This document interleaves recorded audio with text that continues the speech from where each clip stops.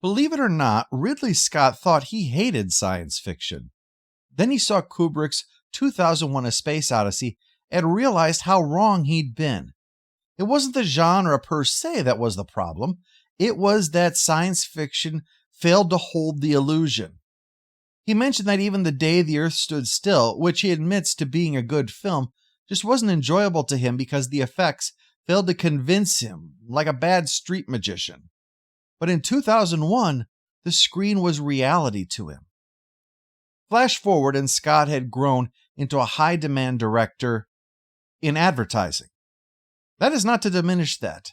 As I've mentioned elsewhere, you can often tell a director with advertising experience because they bring a honed mastery of mise-en-scène, because they have such a small window in which to achieve so much. He waits. That's what he does. And I tell you what, tick followed tock, followed tick, followed tock, followed tick. Ahab says, I don't care who you are, here's to your dream. The old sailors return to the bar. Here's to you, Ahab! And the fat drummer hit the beat with all his heart.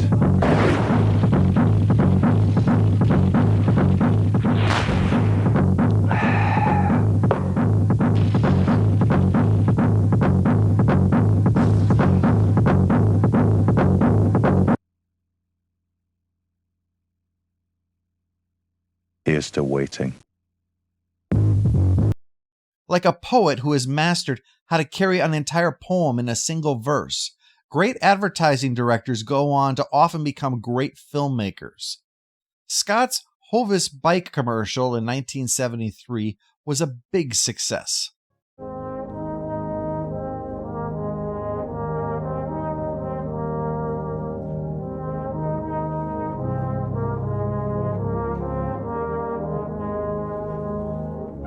Last stop on round to be old Ma Peggerty's place.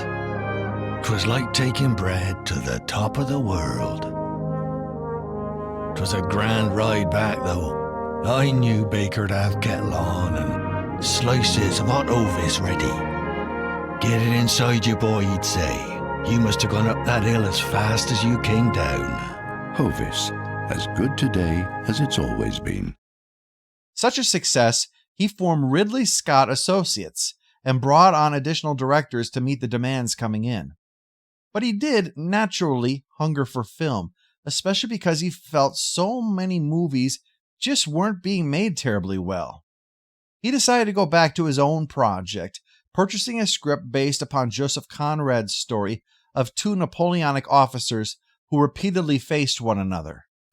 The Duelist was another time when Scott looked at Kubrick, whose similar period piece, Barry Lyndon, really impressed Scott, both as a film and as a technical exercise. By the time he'd finished The Duelist, Scott was already planning to do another period piece, Tristan and Isolde, except he was stunned by yet another director. After The Duelist's success at Cannes, Scott took it to Paramount to screen it in the hopes of getting it American and international distribution. Paramount liked it and asked what he was going to do next and proceeded to offer $150,000 for the preliminary work on Tristan and Isolde.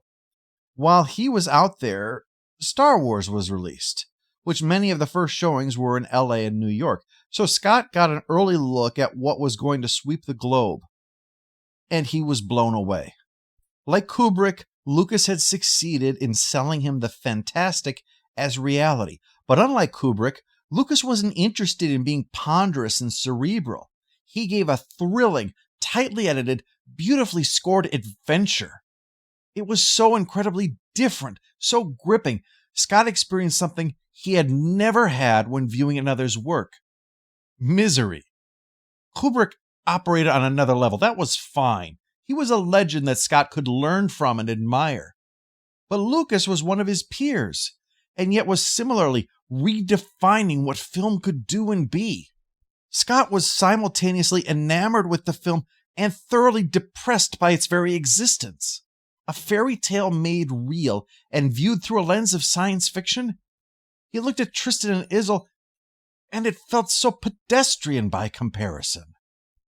While working on The Duelist, Ivor Powell, a associate producer who coincidentally worked in a small role on 2001, introduced Scott to the previously mentioned heavy metal. And with Lucas on his mind, Scott decided to tell Tristan and Isolde through a similar lens to Mobius Arzak stories, sort of a blend of the futuristic and the medieval. Yet back in America, it was his film, The Duelist, that was on the minds of others. Finding a director to replace Hill was proving difficult. Peter Yates of Bullitt refused. Jack Clayton of The Great Gatsby called it a stupid monster movie. Robert Altman of MASH turned it down. Steven Spielberg turned it down. But only because he had a prior commitment.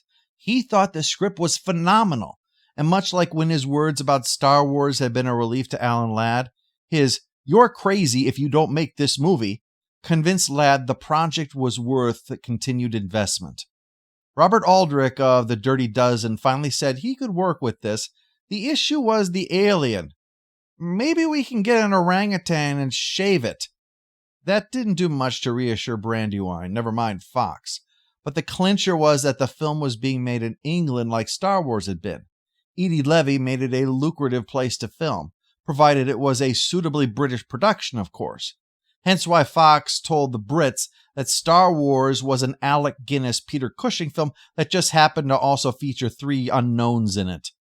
As head of the Directors Guild of America, Aldrich felt that he couldn't make another film overseas so soon after doing one in Germany.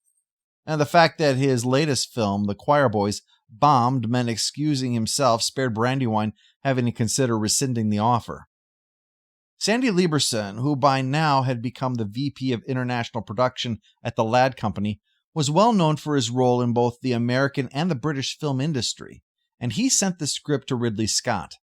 Scott was offered many scripts, but when a man of Lieberson's film pedigree says a script is worth your time, you put aside everything else and read it.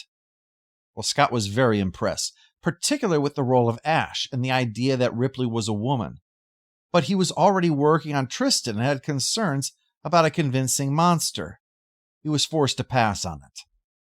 But then Paramount read the first pages of Tristan, and Scott suddenly got cold feet.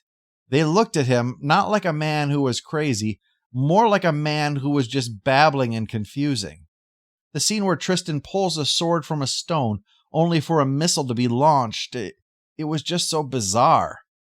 To further irritate Scott, Paramount had bumbled the rollout of The Duelist, so it only showed in the art house theaters and mostly in L.A. Seeing where he now stood on both Tristan and with Paramount, Scott decided to tell Lieberson he'd changed his mind.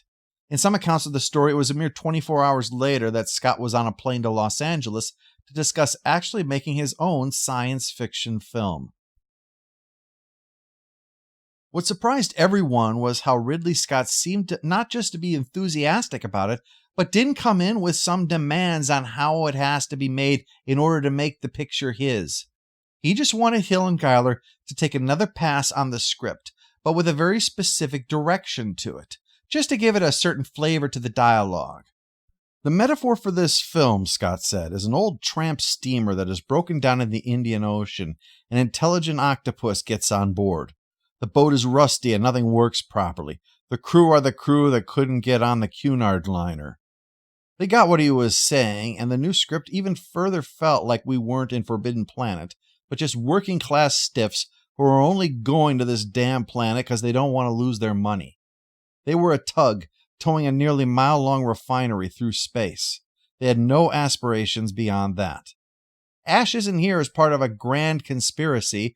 He's here as a company suit in disguise, making sure these plebes don't get any ideas that might undermine the company's interests. The Nostromo, as the ship had been renamed from O'Bannon's Snark, wasn't sent there as part of some grand plan. It was because it was too expensive to send a ship out to that planet. But since Nostromo was passing by, they could check it out. Danger be damned. It was worse than an evil conspiracy. It was indifference. The worst thing that will ever happen to you is item 6 on the afternoon meeting. Of course, there was a certain irony in all this for Dan O'Bannon, the more things drifted, the less it felt like his movie. He said that when Ridley read the original script, he was impressed and wanted to incorporate bits of that into the film, and that there was now a tug-of-war between two factions. It seems more likely that this was a misinterpretation.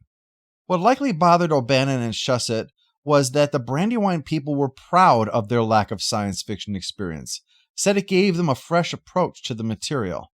As science fiction fans, naturally they were shocked and disturbed that a clear deficiency was being considered an asset. I confess I would be bothered if someone wanted to change something of mine when the rationale that they were more qualified was because they failed to understand it.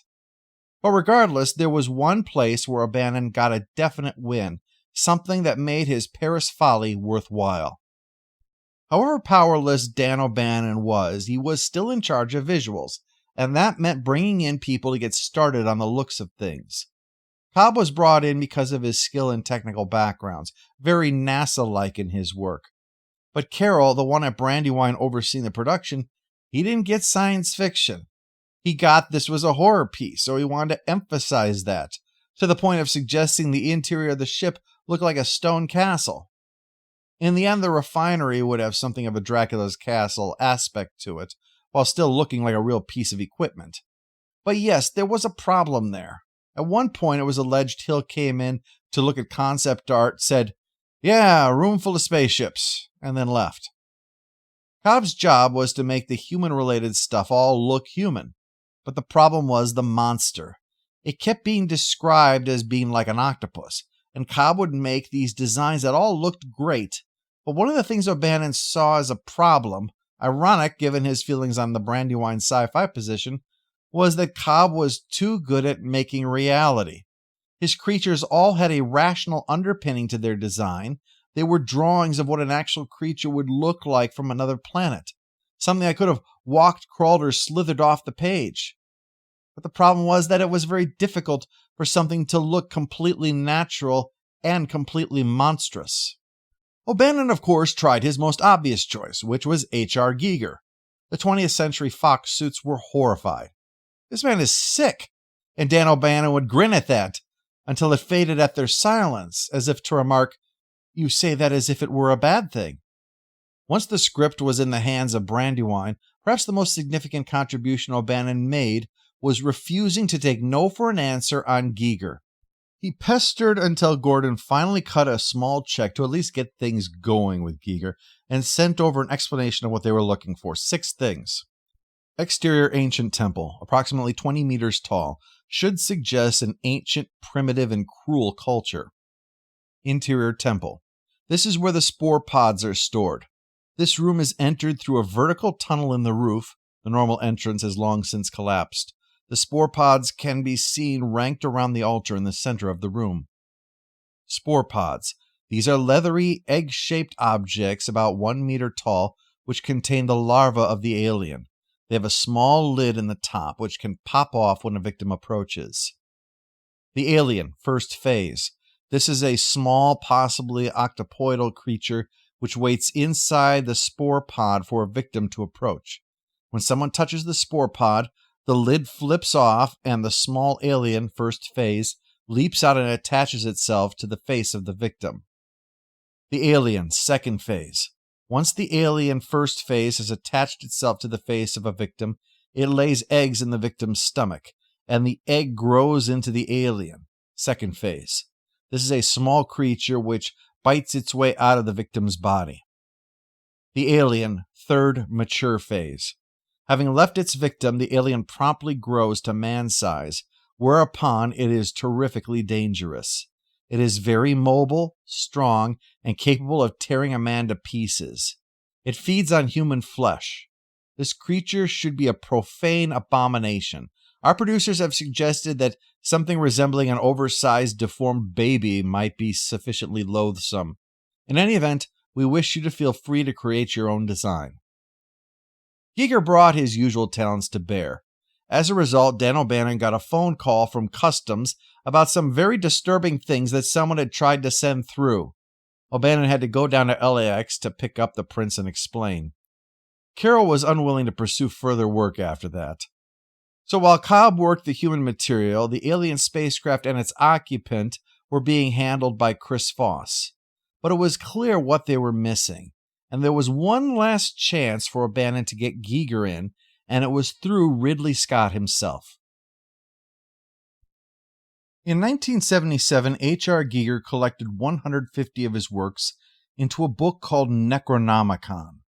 It merged horror, fantasy, and surrealism in unforgettable biomechanical imagery. And he knew that if this couldn't win anyone over, nothing would. He'd been told that Hollywood has 50 Gigers. This book was his counter-argument. You may have artists, but there is only one Giger. He sent it to Dan O'Bannon, who of course loved it, and immediately weaponized it. He knew that even Ridley Scott was starting to get cold feet on this film because of the monster and how ineffective it was likely going to be. Special effects had been evolving, yes, but it was ultimately going to be one of three things: a man in a suit, a puppet, or stop-motion animation. The Star Wars Cantina scene had shown that you could do a lot with a man in a suit, but in the end you did know it was a man in a suit. And of course, stop-motion animation had been continuing to mature. Ray Harryhausen was going to be putting out a film in a few years' time that would still be making use of it: Clash of the Titans.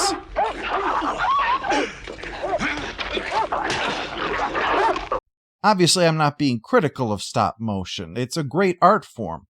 But in this particular case, Alien is horror in a gritty reality setting.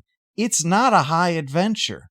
You just can't get away with that same kind of effect in this kind of a story that Ridley Scott is trying to make. And that's the problem that he's up against. It has to be able to seem 100% that you're dealing with a real, inhuman threat. Anything that breaks the illusion breaks the film. In this case, stop motion would do that, as would a puppet. A man in a suit? Well, what are you going to be able to design around that man that's going to hold the illusion that this is something completely inhuman when it's in human form? No, Ridley Scott was becoming more and more convinced they had a film that was exceptional on the page, but that the technology just didn't exist to make it live up to that in an actual film. It was Dan O'Bannon's job to convince him that it was achievable. Ridley Scott was afraid that anything a human could wear was not going to look inhuman. Dan O'Bannon happened to know a guy whose expertise was taking the human form and twisting it into the most inhuman things imaginable. At the meeting with Ridley Scott, Dan O'Bannon came in with a Necronomicon inside of his coat like it was a nudie magazine and handed it over. Scott flipped through it, peering into the mind of a man who reportedly took opium because his dreams scare him sometimes, and found what he was looking for. The image was titled Necronom 4 and said, "Good God, I don't believe it. That's it." And he followed it up with, "Either my problems are over or they've just begun." This introduction of Scott to Giger's work seemed to really get him to see O'Bannon as a useful resource, and he would ask him and Shusett about science fiction ideas to get their thoughts on it. He realized one thing advertising didn't teach you was how to terrify people. So they began suggesting a list of works that he should view: Invasion of the Body Snatchers, Psycho, Night of the Living Dead, The Exorcist, and the one that truly impressed Scott, Texas Chainsaw Massacre. He was intent on making his film just as scary as that. He was completely invested in Alien now. He would come in and give his thoughts on the production artwork that was being done. And of course, he insisted this film had to have Giger involved or he wouldn't do it. All he would ever see is what was missing without him. He, Giler, and Carroll flew out to Switzerland to discuss it with Giger in person. Since they were shooting the film in England anyway, it wouldn't be that far of a hop for him to come up to RSA as needed. "You make the designs, we'll find someone to build them," Scott assured Giger. His first job was to refine the Necronom 4 into the monster, and then work backwards for the prior stages of the creature. Giger got it all, and most importantly, he got the underlying implication. When he, along with Carroll, spoke to Peter Beale, Fox's rep in England, he made clear what he expected to be paid for this. Fox was offering what an upper-level secretary gets paid back in Switzerland, and as Giger noted, he was bringing the star of the picture, the title character, the character this film would live and die on. When Carroll made clear that yes, the film did live and die on this because their director was going to walk away if they were too cheap to pay the artist, Beale was willing to be more flexible, and Giger was now working on their Alien. Some ideas were floated around that weren't as bad as a shaved simian, but were certainly up there. They toyed with attaching 2 children to a performer's arms to give it multiple moving limbs. Another involved a contortionist with 2 contortionate children strapped to him. Scott was very open to the idea of strapping children onto people, but every one felt more silly than practical. Thankfully. Finally, what they settled on was going with someone who was African, very tall, very thin, based on a picture Scott had once seen of a Nubian. For the chest burster, inspiration was taken from the 3rd image of Francis Bacon's 3 Studies for Figures at the Base of a Crucifixion, this eyeless, toothy thing. For the face hugger, he lost the octopus-like aspects and gave it fingers with a tail to help it spring up at you. And a wrap around the throat, Scott noted. He and Giger were on the same wavelength, and he asked him to take a crack at the alien ship as well. Some things had to be changed eventually for budget, resulting in the new chamber resembling, naturally for this film, a large breast.